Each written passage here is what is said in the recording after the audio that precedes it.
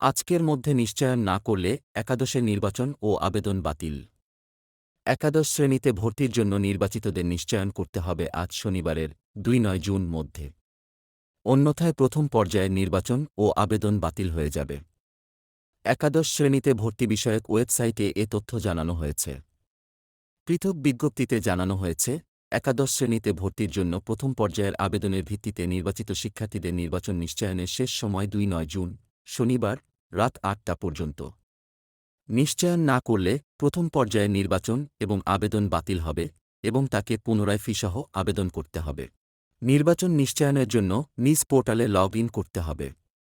Payment গেটওয়ের মাধ্যমে নিশ্চয়নের ফি প্রদান করে নির্বাচন নিশ্চয়ন করা যাবে।